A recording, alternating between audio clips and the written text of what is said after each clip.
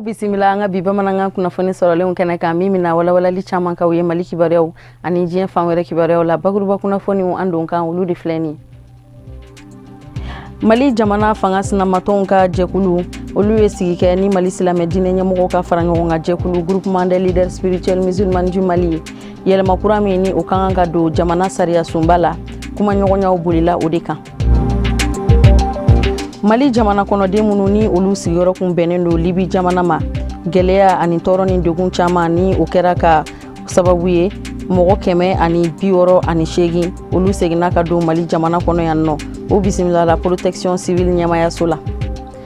o de y'an don kan ye bakuruba kunnafoni na sɔɔni min mina walawalali caman kaw ye aw bisimila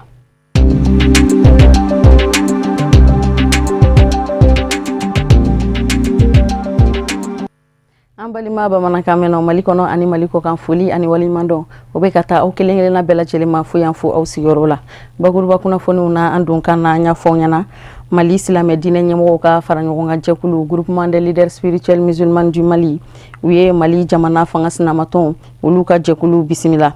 ka bɛn ni Alamusa don ye Seyd Sherif Usman Madani Haidara ni o ye groupement o ɲɛmaaba ye u ka so Bangoni Janginɛbugu la sigi a kuma ɲɔgɔnyaw bolila fɛn min kan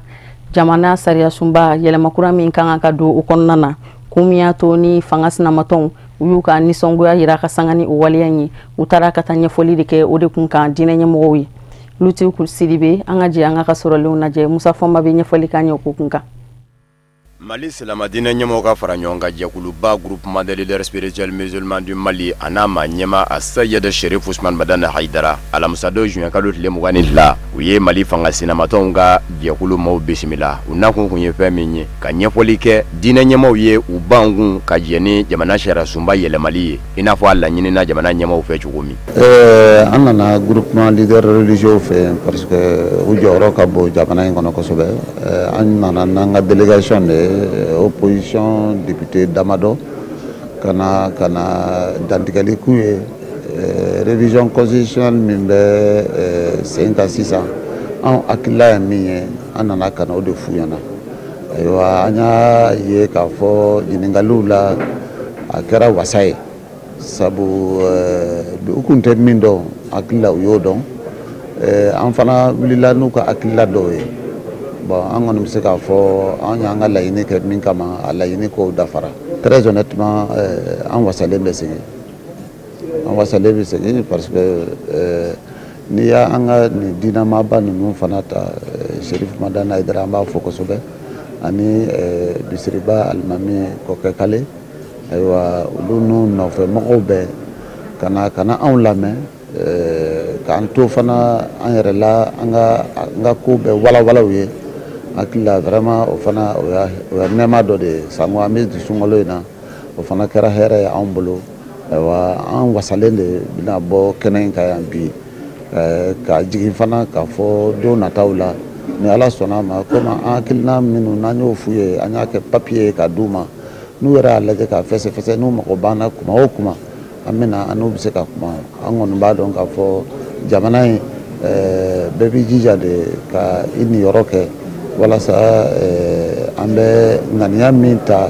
an ka jamana in na walasa ka bɔ dingɛ in kɔnɔ a bɛ dingɛ min na o ŋaniya ninnu ka se ka sabati Mali silamɛ diinɛ ɲɛmɔgɔw ka fara ɲɔgɔn kan jɛkuluba groupement des leaders spirituels musulmans du Mali a ma ɲɛmɔgɔw y'a jira k'a fɔ lamɛnniw kɛlen kɔfɛ bɛn ani basigi o de bɛ ɲɛɲini sa kuma kuncɛlen hakilila min bɛ anw na o de ye fɔlɔ ka opposition yɛrɛ fo ka waleɲuman dɔn a ka nin baara in na bon olu fana y'a ɲini k'a fɔ u bɛ fɛ k'a ɲɛ an y'o bisimila su in na min b'u fana fɛ u y'o fɔ an ɲɛna bon sisan an bɛna fila de gɛrɛ ɲɔgɔn na jamana bɛ se ka basigi cogo min na jamana denw bɛ se ka hɛrɛ sɔrɔ cogo min na politiki ko kana kɛ sababu ye ka balawu don an ka jamana kɔnɔ mana an bɛna labɛn dɔ kɛ silamɛya tɔgɔ la ni Ala sɔnna bɛn ni sabati bɛ se ka don jamana kɔnɔ cogo min na ka sɔrɔ a ma kɛ ni tiɲɛni ye a bɛ ɲɛ cogo min na an bɛna far'u kan an bɛ jɛ k'a dilan ten ni Ala sɔnna Mali silamadinɛ ɲɛmɔgɔ ka fara ɲɔgɔn kan jɛkuluba groupement des leaders spirituels musulmans du Mali ma ɲɛma a Sayɛda Sherif Ousmane Madani Haidara a ye bonyamasegin kɛ ka ɲɛsin Mali fangasinamatɔnw ka fara ɲɔgɔn kan jɛkulu ma u ka nin ŋaniya tali la ka groupement des leaders spirituels musulmans du Mali ma ɲɛmɔgɔw sɛgɛrɛ hakilinaw bɛ se ka fɔ ɲɔgɔn kɔ fɛn caman na o b'a sɔrɔla mɔgɔw ma sigi ka kuma ni sigi kɛra ka kow dajɛra ɲɔgɔn na ni ka kow sidɔn ɲɔgɔn fɛ ko bɛɛ lajɛlen sera k'i ta ni bila dɔ ko kɔnɔ o bɛ kɛ sababu ye ka baara nɔgɔya n'a fɔra ko nin ko in bɛ yen dɔw ko a man ɲi dɔw ko a ka ɲi bon anw tɛ se ka kuma an tɛ se ka fara fan si kan fɔlɔ parce que fɔ fɛn min bɛ an yɛrɛ k'a dɔn mun don bon nin ko in bɛɛ bɛ sen na diinɛ ɲɛmɔgɔ si tɛ yen min bɛ se k'a fɔ k'i tun bɛ fɛn dɔn a na o tɛ mais alhamdulilayi bi ayiwa opposition fana sera ka ɲɛfɔ k'an ye bon hakilitigi ni fɛn fila fɔra i ye ayiwa ni ala farali kan i yɛrɛ tɛ fili tiɲɛ ma kumana min bɛ se ka bɛn jamana in ma n'o de bɛ se ka jamana in basigi ni ala sɔnna diinɛ ka baara kɔrɔ y'o ye diinɛ bɛ n'i sinsin o kan fana ni ala sɔnna pour que Mali ka kisi bon welekan min bɛ yen dɔrɔn o de ye Mali n'a tiɲɛna a tiɲɛna an bɛɛ de n'a ɲɛna fana a ɲɛna an bɛɛ de fo an bɛɛ ka da la de an maliyɛnw ala de ye Mali k'an ka jamana ye an k'an ka jamana in kɔlɔsi an k'an k'an janto a la tɔɔrɔ kan'a sɔrɔ an yɛrɛ kama ani an somɔgɔw kama o welekan de bɛ yen k'a fɔ an ka ɲɔgɔn tɛgɛ minɛ politiki mɔgɔw kana an girin ka fitinɛ don an ka jamana kɔnɔ a fan fila bɛɛ an kɔni bɛ min ɲini majorité o opposition u ka se ka baara de kɛ bɛn kɔnɔ jamana ka se ka basigi n'o sera ka kɛ o de ye jamana yɛrɛ ka hɛrɛ ye o de ye jamana denw ka hɛrɛ ye ala sago i sago Mali silamadinɛ ɲɛmɔgɔ ka fara ɲɔgɔn kan jɛkuluba groupement des leaders spirituels musulmans du Mali ma ɲɛmɔgɔ kɛlen kɔfɛ ni ka faamuyaw sɔrɔ baaraw minnu bɛ yen nɔ ni olu kan ka kɛ diinɛ nasira kan jamana bɛ se ka jɔ ka jamana basigi n'a yɛrɛ ka cɛsiri bɛn bɛ o ma o de bɛ boloda sa baaraw kun jara ni dugawu don ye jango Mali jamana bɛ se ka basigi ni ka bɛn ni kelenya sabati a kɔnɔ Mali jamana kɔnɔden mɔgɔ 168 olu nana ka bɔ Libi jamana kɔnɔ ka bɛn alamisa don ma diɲɛ selege naani u ka jɛkulu min ɲɛsinen don tungarankew dɛmɛɲɔgɔnyali n'u bisimilali ma ni o ye OIM ye ale ni Mali minisiri min ni u ka caw bɛnnen don Mali jamana kɔnɔden minnu ni olu sigilen don kɔkan olu ka caw ɲɛnabɔli bɛɛ lajɛlen ma o minisiriso in u ka dɛmɛɲɔgɔnya kɔnɔna na mɔgɔ ninnu sera ka Mali jamana magɛn u bisimilala protection civile ɲɛmayaso de la Sadio Sidibe Ibrahim Kulibali Sherifla Jabarani so tɔgɔ la an ka ɲɛjɔ u ka sɔrɔlenw na an balima maliyɛn maa 198 min tun bɛ Libi dugukolo kan ala ye wolu don u balimaw garijɛgɛ la ka kɛɲɛ ni kunu alamisa juin kalo tile 22 ye ka kɛɲɛ ni ɲɛgɛ kaɲɛ 21 o tɛmɛnen ni sanga 30 ye jɛkulu min bɛ yen n'an b'o wele ko Organisation Internationale pour l'Immigration OIM o ni an ka jamana ka tɛgɛ di ɲɔgɔn bolo ma sababu de y'a to ni an balima ninnu sen sera ka cun an ka faba kɔnɔ yan an ka jamana ɲɛmɔgɔw ka nin hakilina ɲumanw ta kun tɛ dɔwɛrɛ ye an balima maliyɛn minnu bɛ jamana yɔrɔ la walasa ka dɛmɛ ta k'u sɛgɛrɛ basi kana na u sɔrɔ an bɛ barika da an ka partenaires ye gouvernement tɔgɔ la bibi na an bɛ kɛnɛ min kan an y'a baara kɛ ni OIM de depuis a daminɛ donc n'i y'a jateminɛ 2017 depuis 2017 jɔra ni avion 4 de nalen ni avion kelen kelen fɛn fɛn ta mɔgɔ 100 moyenne mɔgɔ 160 de ye donc n'i y'a jateminɛ bibi na on est à plus de 700 rapatriés ou 800 rapatriés n'i y'a jateminɛ rapatriés 800 2017 gansan na minnu nana avion fɛ mais o dɔrɔn tɛ caman nana sira fana fɛ gouvernement ni OIM ka dɛmɛ fɛ fana an bɛ na ni caman ye ka bɔ Agadez donc u bɛ na aw yɛrɛ b'a ye bus la u bɛ na centre a tɔgɔ di protection civile la yan mais ce qui est très sûr depuis que opération daminɛna an bɛ bibi na ba 3 ani ba 4 ni ɲɔgɔn cɛ maliyɛn minnu nana ka bɔ Libi parce que situation bɛ cogo min na bibi na gouvernement y'a jateminɛ an ka denmisɛnninw fɛn fɛn ani an ka denbayaw dɔw bɛ yen denbayatigiw don yɛn denmisɛnninw b'u la mɔgɔkɔrɔbaw b'u la banabaatɔw b'u la dɔw bɛ kaso la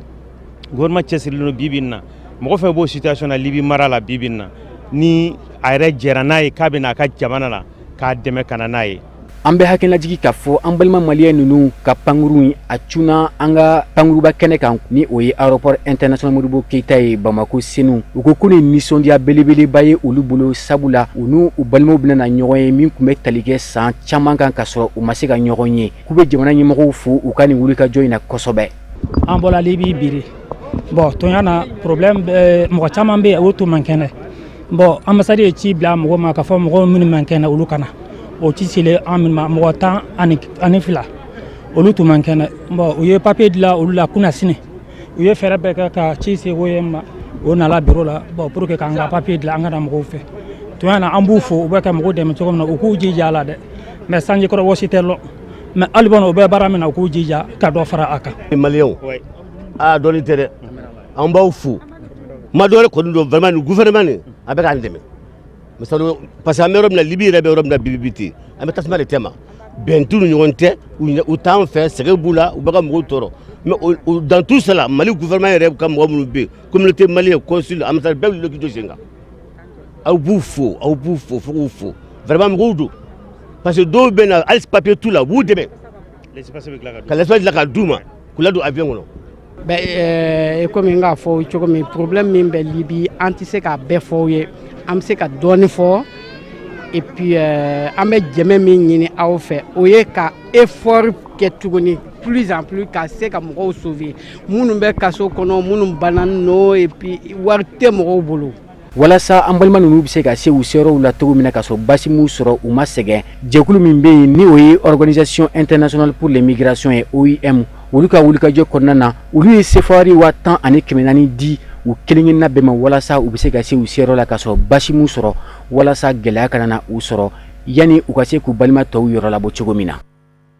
I n'a fɔ komi san o san Bamakɔ mairie ani gouverneur u ka jɛ ka baara kɔnɔna na u bɛ kɛnɛ sigi sen kan sunkalo kadara kɔnɔna na walasa ka jɛ ka suntigɛ dɔw labɛn k'o sigi sen kan ɲinan ta o sigira alamisa don de gouverneur kɔnɔ Bamakɔ an ka mɔgɔ minnu tun b'a kɛnɛ kan Sherifula Jabarani so tɔgɔ la o ye Abdul Karim Sako a n'a ka jatala Sanba Tarawele. Ni suntigɛ min labɛnna ni sunkalo kalo belebele in na sunkalo min n'a bɛ sɔn ka kun cɛ ka bɛn kari don ma walima dɛnɛ 2 juin kalo tile 26 kɛrɛ kɛra kɛnɛ belebele ye cakɛda fila min n'o ye mairie du district de Bamako ye ani gouverneur de Bamako o cakɛda fila baarakɛlaw u ka jɛ ka sun tigɛ ɲɔgɔn fɛ ka duwawu don kɛ ɲɔgɔn ye sabu sunkalo yɛrɛ ɲɔgɔn dɛmɛ kalo ani hinɛ ɲɔgɔnna kalo o dɔ ye. An ye suntigɛ min kɛ wulada in na ni ye laadakɔrɔ ye mairie du district de Bamako ani gouverneur district Bamako olu b'u bolo di ɲɔgɔn ma san o san ka mɔgɔw wele ka na ni o ye maire 6 min bɛ yan ka fara district de Bamako o personnel kan ka fara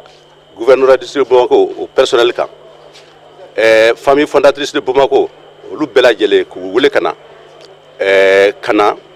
ka sun tigɛ ɲɔgɔn fɛ ka dubabu don jamana ye ka dubabu don bɛɛ lajɛlen pour que an ka jamana a bɛ gɛlɛya min kɔnɔ a bɛ se ka bɔ o kɔnɔ cogo min na donc an ye sun tigɛ ɲɔgɔn fɛ an ye sali kɛ an salila an ye dubabu don dubabu minnu ye ni a kɛra sunbagatɔ n'i ye dubabu fɛn fɛn kɛ a ka ca Ala fɛ Ala bɛ dubabu jaabi et surtout que sura an bɔra Lailatul Qadr su la donc dubabu o dubabu ni a kɛra bi a ka ca Ala fɛ o dubabu o bɛ jaabi. An b'a waladɔnniya k'a fɔ maa minnu tun bɛ kɛnɛ in kan sa Bamako commune 6 maires walima u ka lasigidenw olu tun bɛ kɛnɛ kan ani société civile maa caman. An ka suntigɛ la ne kɔni bolo ne b'a bila an laadakɔrɔw don ka mɔgɔw wele ka na suntigɛ la anw fɛ yan nɔ o tɛ ko kura ye an danbekɔrɔw don mɔgɔ tun bɛ ka ɲinɛ a kɔ komi maintenant sisan nɔ mɔgɔ bɛ ka a la kuraya a ka ɲi parce que baraji b'a la a futakati bɔw don ka se an ka jamana yɛrɛ ma ka se a bɔbagaw ma donc ni yer'o la vraiment ne kɔni ɲɛna kɔni fɛn ɲuman don parce que nin fɛn bɛ kɛ nin bɛ ta ka ti bɔ de ka se an ka jamana ma donc mɔgɔ minnu b'o kɛ an bɛ se k'u bila i n'a fɔ c'est à dire jamanaden ɲumanw don a baraji b'u ye ka se an ka jamana ma. An b'a waladɔnniya k'a fɔ nin ko in labɛnbaw ani maa minnu welela kɛnɛ in yɛrɛ kan u bɛɛ ka ŋaniya kɛra kelen duwawu don kɛra tari Mali ka se ka basigi ɲɛtaga u ka se ka sabati. Sunkalo seli ni bɛɛ lajɛlen b'a dɔn seli fitinin de la o ni don caman tɛ kelen ye mɔgɔw bolo bari sabu ka d'a kan sunkalo o sun bɛ ban silamɛw bolo ka bɛn ni o don de o hukumu kɔnɔna na Bamakɔ bɛɛ lajɛlen bɛɛ bɛ wuli ka jɔ la selimafiniko la o min ni a ka gɛlɛn mɔgɔ caman ma o de kadara kɔnɔna na Sherifula Jabarani so a tɔgɔla mɔgɔ dɔw wulila ka munumunu salo kɛ o kun kan an ka jɛ an ko ɲamada. Bon an kɔni bɛ ka baara kɛ k'a ɲɛ alhamdulillah an bɛ Ala subhanahu wa taala tanu mais problème bɛ yɔrɔ min na client tɛ n'u ka côté la parce que client tɛna joona i b'a la an bɛ jamana min kɔnɔ an bɛ fantan jamana de kɔnɔna la mɔgɔw ti préparer kana joona bon n'u nana n'i ko ka bɔ k'i bɛ fini la segin a b'u tɔɔrɔ bon n'u y'i deli n'i ye fini minɛ fini fana ni a bɛɛ ma se ka kɛ a waati la a mankan ka ca ya comme tailleur yɛrɛ tɔgɔ duman t'a la kɔrɔlen aw yɛrɛ b'a dɔn cogoya min na bon o kama an b'a lajɛ ka mɔgɔw arranger cogo min b'an diya et puis an bɛ se cogoya min na an kɔni an b'an seko bɛɛ lajɛlen na pour que bɛɛ lajɛlen ka se k'a ka fini sɔrɔ yanni seli cɛ o kɔni an b'o de la ni ala sɔnna ma an bɛ baara kɛ su ni tile an bɛ baara kɛ n'an sɛgɛnna yɔrɔ min na an bɛ jigin o yɔrɔ la ka taa lafiya ka sɔrɔ ka soli ka na sɔgɔmada fɛ tuguni ka na continuer baara la bon denmisɛnnin finiw marché ka bon kosɛbɛ k'a d'a kan mɔgɔ caman bɛ jɔrɔ n'a ka denmisɛnninw de ye olu ka finiw ye ka bɔ ko denmisɛnnin ka ko ka gɛlɛ seli waati la o kama denmisɛnnin fitininw ka ko ka bon mais musow caman fana bɛ yen nɔ minnu kɛlen don ka uniforme tigɛ u ka salidonyaw la sokɔnɔna la u ka du uniforme bon olu bɛɛ bɛ yan nɔ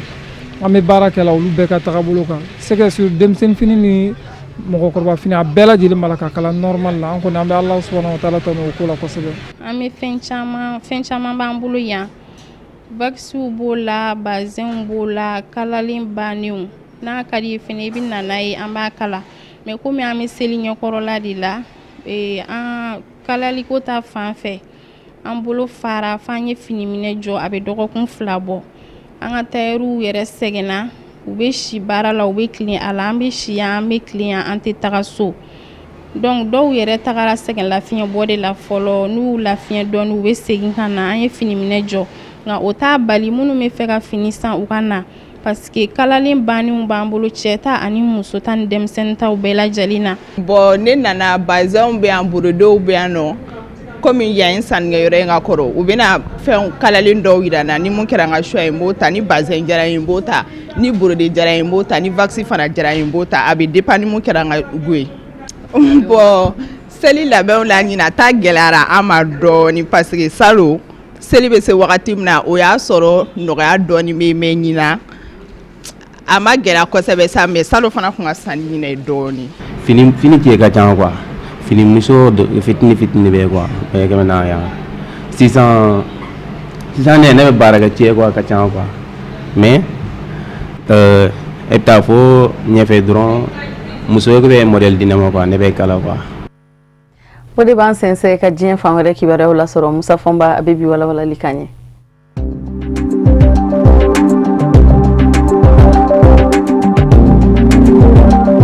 Burkina Faso jamana kɔnɔ jamana ɲɛmaaw ye wulikajɔ kɛ ka se jamana wasabulon ma ni ka sariya se dɔ di u ma u ka jateminɛ kɛ a ka sariya se min tali kɛ jamana ɲɛmaakɔrɔ ni minisiriw ka kiiri jalatigɛ bulon min bɛ wele ko Haute Cour de Justice o ka lahalaw don n'a ka nka Blaise Compaoré n'a ka minisiri kɔrɔw ka kiiriw jalatigɛ don nataw la sariya se min bilara ka taa wasabulon kɔnɔ jamana ɲɛmaaw fɛ a bɔra jamana sariya sunba kɔlɔsi yɔrɔ yɔrɔ ni o ye conseil constitutionnel ye barisabu ka da ka bɛɛ lajɛlen kɛ ngomɛ k'i ɲɛmada yen de mɔ a ka se ka jalatigɛli kɛ don min na Blaise Compaoré n'a ka minisiriw ka kiiri bi dayɛlɛ a don Blaise Compaoré ka minisiriw ka labasabaw ye a jira k'a fɔ ko bɛ Mali caman de bɛ Haute Cour de Justice ka baara taabolow la o dɔ kun ye k'a fɔ ni Haute Cour de Justice ye kiiri jalatigɛ k'a bila yɔrɔ min hali n'a ma bɛn i ma i tɛ se k'a fɔ k'i bɛ wuli ka taa yɔrɔ wɛrɛ ni u ko ma ko appel wali kelen recours u y'a jira k'a fɔ hakɛ na sira la ni o ye droit ye ko o bɛɛ man di o tɛmɛnen kɔfɛ jamana ɲɛmaakɔrɔ wali kelen minisiri kɔrɔ dɔ n'a ma se ka kɛnɛ lasɔrɔ a ka labasabaw ni o ye avocat ye u ka nɔna bila kiiri bulon kɔnɔ Haute Cour de Justice sariyaw kun ko k'o tɛ bɛn jamana sariya sunba kɔlɔsi yɔrɔ conseil constitutionnel y'a jira fana k'a fɔ o fɛnɛ bi bɛn barisabu ka da ka don min na kiiri dayɛlɛ la lapasabaw ni kiiri bulon ɲɛmaaw ma se ka ɲɔgɔn faamu lapasabaw ko a bɛ se ka kɛ Haute Cour de Justice kiiritigɛlaw ko k'a tɛ se ka kɛ o kumana ni conseil constitutionnel kɔni ye sariya sen bɔ k'a jira k'a fɔ yamaruya bɛ se ka di Blaise Compaoré wali kelen a ka minisiri kɔrɔ dɔ ka lapasaba ma o ka kɛ nɔnabilaba ye kiiri bulon kɔnɔ ka sɔrɔ a tigi tɛ yen ka sɔrɔ daruna wɛlɛnfɛnɛ fɔlen don k'o bi bɛn o tɛmɛnen kɔfɛ ni kiiri jalatigɛ cogo min ja u ka se k'u kana bɔ fan wɛrɛ fɛ ni o ye appel ye wali kelen recours nin b'a jira k'a fɔ don nataw la baara de bɛna nɔgɔya sa Haute Cour de Justice a ka kiiriw jalatigɛli la Blaise Compaoré ni a ka minisiri kɔrɔw ka kiiri ko kunkan jamana sariya sunba kɔlɔsi yɔrɔ conseil constitutionnel y'a jira k'a fɔ ni minisiri min ma nisɔndiya kiiri jalatigɛ cogo la wali kelen Blaise Compaoré ka lapasaba min ma nisɔndiya kiiri jalatigɛ cogo la u bɛ se ka laɲini kɛ ka kiiri don kura ye siɲɛ filanan na n'o fɛnɛ m'u nisɔndiya u bɛ se ka taa sira wɛrɛ fɛ u k'o ma ko cassation an bɛ aw ladɔnniya k'a fɔ don min na kiiri bɛ dayɛlɛ Burkina Faso jamana kɔnɔ Blaise Compaoré ka lapasabaw ni o ye avocat ye olu ma se ka bisimila yɔrɔ sɔrɔ kiiribulon kɔnɔ ka Blaise Compaoré nɔ na bila barisabu ka da ka Blaise Compaoré tɛ Burukina a bɛ Konowari jamana kɔnɔ wa yɛrɛ bilama yɛrɛ kɛmɛ Konowari jamana den ye bawo o sɛbɛnfura bɛ a bolo ni o ye nationalité ye nka wajibi don fo a fɛnɛ ɲinga ye kiiri na barisabu ka da ka don min na a ka fanga bɛ bi jamana den fanba ka wuli ka jɔ fɛ o donni kama a yɛrɛ kun ye ministre ye ka fara jamana ɲɛmaya jɔyɔrɔ kan ministre min ɲɛsinnen kun do surasiya ma ni o ye ministre de la défense ye fɛn min dora sa wasabulon kɔnɔ wasadenw de bɛna lajɛ jamana ɲɛmayaso ye sariya se min minɛ ka bɔ jamana sariya sunba kɔlɔsi yɔrɔ yɔrɔ ni o ye conseil constitutionnel ye u bɛ se ka jɛ ka u hakili don a fɛ ka bɛn a kan ni ka u tɛgɛ kɔrɔta ka jɛn n'a ye cogo min o de bɛna ɲɛɲini don nataw la sa.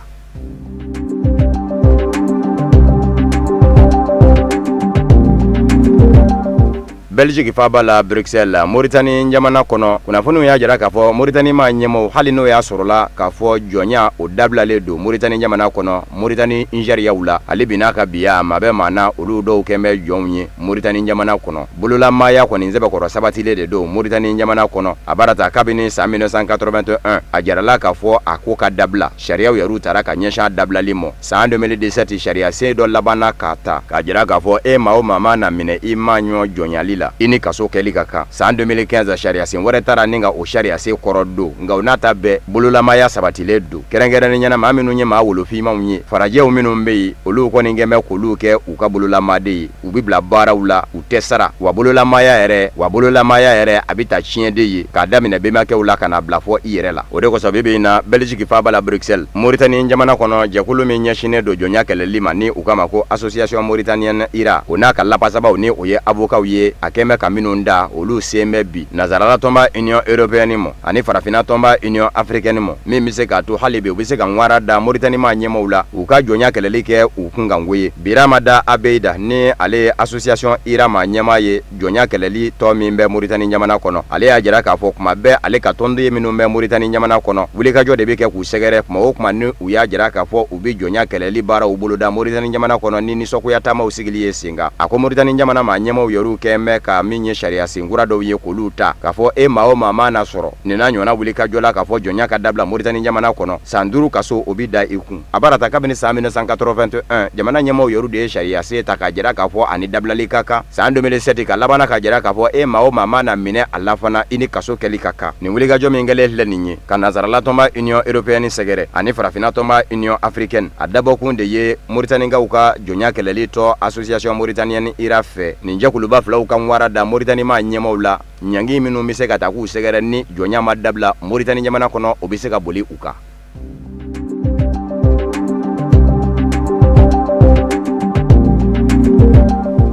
Gabon jamana kɔnɔ jɛnseleke naani setigi jamanaw ka kiiribulon tribunal international CPI maa minnu kun bɛ tile fila taama na taama kunjɛra tile fila kɔnɔ u ni Gabon maa ɲɛmaaw ye ɲɔgɔn ye an bɛ aw ladɔnniya k'a fɔ don dɛmɛnenw na Gabon fanga Ali Bongo Ondimba n'a ka fanga de ye wulikajɔ kɛ ka tribunal international CPI sɛgɛrɛ k'a fɔ kalata kɔfɛ mankan min kɛra Gabon jamana kɔnɔ ni ale ni Jean Ping kɛn kun bɛ k'i kɔ a da ɲɔgɔn na fangasinamatɔ ɲɛma ko yann'a don cɛ ko Jean Ping ka fa fangasinamatɔw k'u kɛn kun bɛ ka wele da kɛ ka ɲɛsin u kanubaw ma jamana basigi bɛ se ka tiɲɛ cogo min ni wulikajɔw ye ka jamana sigi a sen sabara kɔnɔ k'u kɛn kun bɛ k'o wulikajɔw de kɛ wa ko de fana kɛra sababu ye ni ka kalata kɔfɛ mankan yɛrɛ sɛbɛkɔrɔ juguya o kumana u y'a yira k'a fɔ u b'a fɛ jɛnseleke naani setigi jamanaw ka kiiribulon tribunal international CPI ka Jean Ping ni a nɔfɛmaw wele bɔgɔ jeninen kan o cogo kelen fana na Jean Ping fana kɛn kun bɛ ka wulikajɔ kɛ ka se tribunal international CPI ma k'a fɔ jamana ɲɛma Ali Bongo Ondimba n'a ka fanga kalata kɔfɛ mankan senfɛ k'a ye hadamadenya burujawalew kɛ ni maa ninnu na kun ye Gabon jamana kɔnɔ ka na o sɛgɛsɛgɛli de kɛ ka fan filaw bɛɛ lajɛlen lamɛn kelen filanan lasigiden minnu bɛ Gabon jamana kɔnɔ nazarala tɔnba Union européenne tɔgɔ la ha ka ja jɛnseleke naani tɔgɔ la olu fɛnɛ dalakaw bɛ se ka lamɛn u dɔnko ye fɛn min ye ko in na a nana nacogo minnu na jɔn jɔyɔrɔ kɛra mun ye o bɛɛ lajɛlen ka se ka dɔ u fɛ Emerick Roger ni ale ye jɛnseleke naani setigi jamanaw ka kiiribulon maa ɲɛmaa dɔ ye a ka tile filakɛ in senfɛ a ma kunnafoni di kɛ kunnafoni di so si la nka tuma min na taama bɛ kunjɛ a ye kunnafoni di so kelen lajɛ ni ka i dantigɛ o la a y'a yira k'a fɔ baara taabolo ɲɛna gwɛlɛya ma kɛ baaraw la biɲɛkala ɲinina sen ma da biɲɛkala ka fan si fɛ olu kɛtɔ k'u ka ɲɛɲinininw kɛ a ko a kɔni t'a dɔn don kelen min bɛ se k'a fɔ maaw ye k'a fɔ nin don diɲɛ sirigina ni sirigi jamanaw ka kiiribulon cour pénal international bɛna jira k'a fɔ sɛgɛsɛgɛli bɛ se ka daminɛ Gabon jamana kɔnɔ wali kelen a ti daminɛ ko barisabu ka d'a kan CPI sigi k'a la ni o ye statut de Rome ye o waatiw fɔ ndɛ a kɔnɔ a ko nka kɔni bɛ layidu kelen kɔni da k'a fɔ baara in kɔni n'a ko k'a bɛ kɛ a bɛ kɛ tiɲɛ kan maa ɲɛda tɛna filɛ a ko la wa bi dina kɛ dɔ kan Alain Claude Bilibinze ni o ye Gabon jamana ɲɛmaayaso babu sentigi ale y'a jira k'a fɔ Fatou Bensouda ka cidenw ni o ye CPI ma ɲɛmaa ye ni u ye ɲɔgɔn sɔrɔ wa ko baaraw bɛɛ lajɛlen kɛra nɔgɔya kɔnɔ o ye Ale Bongo Odimba ka kuma lasela ye Jean Pingue min ni o ye fangasinamatɔ ɲɛmaa ye o y'a jira k'a fɔ ka bɛn ni juma juin kalo tile 23 ye ale b'a ka dantigɛli kɛ maa ninnu ka nali kun ka Gabon jamana kɔnɔ fɛn minnu dɛmɛna ani u ni ɲɔgɔn cɛ u ye fɛn minnu bɔ ɲɔgɔn ye.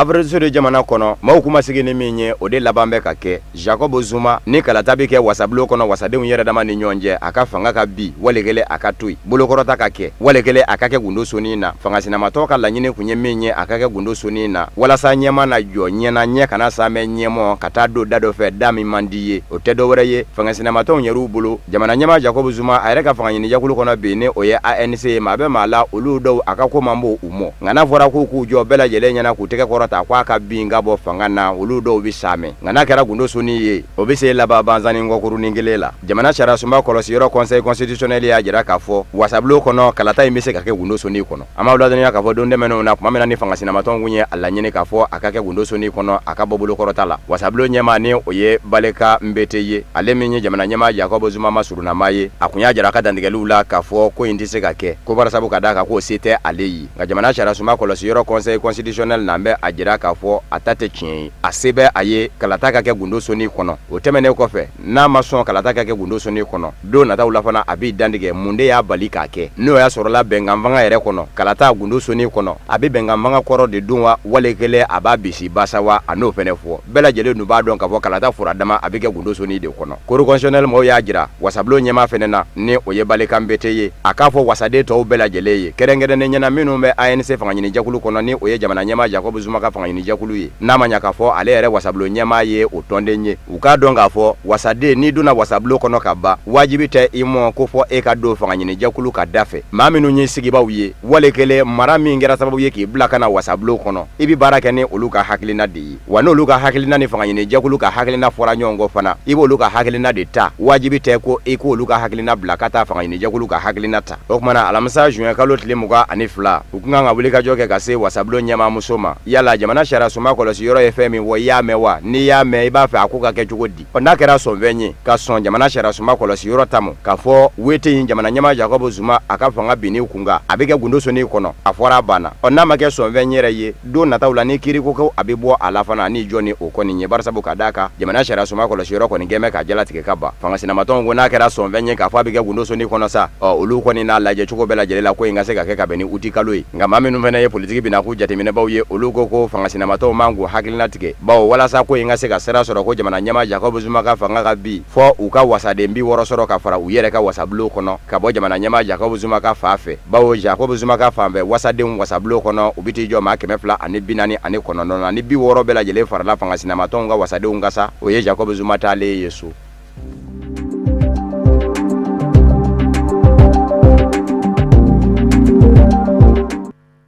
Sani an kan ka bi bamanankan kunnafoni sɔrɔlen kun cɛ an bɛ dɔ fɔ farikolo ɲɛnajɛ nasiraw fɛ championnat national Ligue 1 du Mali a tile 14 don Stade Malien de Bamako ani AS Black Star de Badalabugu olu de ye ɲɔgɔn sɔrɔ 3-1 dolanti a kun cɛra o de kan Stade Malien de Bamako o ka sebagaya kɔnɔna na Isuf Kulubali Dramane Male Sherifila Jabarani so tɔgɔ la an ka ɲɛjɔ o ka sɔrɔlenw na ka kɛ ni tile 14 senandunaju ye Mali wuluko gale kɔnɔna na championnat national Ligue 1 du Mali saron ngana Stade Malien de Bamako alisa a b'a kan mais kɛ sababu ye ngana minɛkura a ka sogo minɛw ta o de kama ka kɛ ni tile 14 senandunaju ye a ye seba sɔrɔ Association Sportive Black Star de Badalabugu kan 3-1 Stade Malien de Bamako o devenu ye jɛma ye min ye Black Star de Badalabugu o devenu ye bulanama ye kabini senandunaju daminɛ o la tɔn si ka fɛrɛ tɛna ɲɛ o bolo nga senandunaju wuluko fɔlɔ tɔ bɛ to sanga 15 ye wagati min na Stade Malien de Bamako mana gɛrɛsɛgɛ curu la sabu Black Star kɔfɛ maa min bɛ Lassa Traoré ale bɛ donna minɛ n'a bolo ye o bɛ kɛ sababu ye jiratigɛba bɛ ngɔyi yira Abubakar Jara ale b'o kɛ cɛlu ye kelen ani Karangolo sɛgɛlafiɲɛbɔ bɛ kɛ o de kan Senatɔranci wuliko filanan min ye Badalabukaw ye o bɛna na wulikajɔw bolo da o min bɛ kɛ sababu ye Ibrahima Kane ale bɛ taa cɛlu ji bɔ fɔnkɔ dɔ senfɛ a bɛ fɔ o min ma ko contre-attaque sanga 66nan kɔnɔna na Stade Malien de Bamako bɛna ka cɛlu dafa 2 la o bɛ kɛ Sadio Kanute fɛ Gune Ɲangadu ka ballon-tireur dɔ senfɛ walasa ni ka Senatɔranci yɛrɛ kuma ban pewu Gune Ɲangadu a bɛ taa cɛlu dafa 3 la o bɛ kɛ sanga 78nan kɔnɔna na 3 ni 1 Black Star de Badalabugu ani Stade Malien de Bamako ka Senatɔranci a walan bɛ sama o de kan. Mi-temps gɛlɛyara parce que première mi-temps na an y'a essayé ka bloc kɛ ka essayer ka jouer ni contre-attaque bon a tun bɛ a marcher an bolo dɔɔni bon mi-temps selen wagati yɛrɛ bon an nana penalty dɔ kɛ donc o kun ye o y'a gɛlɛya an bolo dɔɔni donc deuxième mi-temps gɛlɛya an bolo dɔɔni quoi deuxième mi-temps na an donnen dɔrɔn an ye kelen d'u la tuguni donc mais an y'a essayé cette fois-ci an reculé la kosɛbɛ pour que ka jouer ni contre-attaque quoi bon o hukumu kɔnɔna la u tilala ka na filanan fɛnɛ don la donc parce que an kun diminuelen don les jeunes bon u ye effort kɛ kojugu donc relâchement commencera ka na dɔɔni quoi donc bi sabanan fɛnɛ don ka fara o kan bon an b'a fɔ bita kɔni a gɛlɛyara mais u jouera kosɛbɛ u kɔni u y'u défend carton rouge in jouera kan dɔɔni quoi o fɛnɛ y'an sɛgɛn kojugu quoi bon nin ma kungo gɛlɛya parce que don o don n'i bɛ défaite kɛ i bɛ jigin de ka taa minnu b'i kɔfɛ olu fɛnɛ bɛ yɛlɛn de ka taa bon toujours est-il que bon ninnu fɛnɛ comme ni match ninnu damadɔnin bɛ yen nɔ olu fɛnɛ ka gɛlɛn kosɛbɛ mais hali bi an b'a essayer ka baara kɛ pour que an ka laɲini ye min ye ka se k'o sabati kosɛbɛ c'est an ka laɲini ye ka maintien sɔrɔ donc o de y'an ka objectif ye match ka ca il y a 34 journées de don bon 14 journées dɔrɔn de jouera sɔrɔ pour le moment match tɔw bɛ yen nɔ on va essayer de préparer k'olu match ninnu préparer pour que an bɛ se k'an ka laɲini sabati cogo min na quoi. A sabanan kɛra a diyara n ye parce que n ka an dimanche match min kɛ o sɛgɛn kun b'an kan mais avec tout ça n k'u ka forcer ka premier mi-temps forcer kosɛbɛ pour que an bɛ se ka bi don heureusement pour nous an sera ka bi don u ka mɔgɔ kelen kɛnɛ tuguni parce que ale a bolo kɛ ballon na donc en deuxième mi-temps il y a placement kolon dɔ kɛra an ka olu ka ballon lajɛ o ye kɔ don cɛ ballon parce que en profondeur ça a tara don fallait k'an ka jouer tuguni ka taa sur le côté parce qu'en jeu contre j'ai développé sur le côté faire qu'à passer en profondeur c'est ce qui a permis qu'on soit à 10 bidons donc je félicite les joueurs le Black Star n'a pas démérité et je les félicite également. Isaba meke sababu ye Stade Malien de Bamako aka ɲɛmaaya mina a b'a banba halisa ni kuru 38 ye franka ye 25 ye wale kelen a fɔ kuru 12 danfara a y'o de dɔn a n'a tɔw ni ɲɔgɔn cɛ Senatɔranci fɔlɔ kun cɛlen bɛ Senatɔranci filanan ye kun bɔ o min tun bɛ ka ci LCba o min defini tun ye nɛrɛ ye ani Sandri Salif Keita o min defini tun ye bulalama ye Senatɔranci bɛ kun cɛ min kan o de ye LCba ka seba ye 2 ani 1. O de bɛ dan sigi an ka bi bamanankan kunnafoni sɔrɔlenw na minnu sera ka fara ɲɔgɔn kan kunnafoni diso ɲɛmɔgɔso fɛ ka bɛn ni kuma ɲɛ k'a lase aw ma aw ni ce aw ka ɲamadali la aw k'an bɛn ni Ala sɔnn'a ma.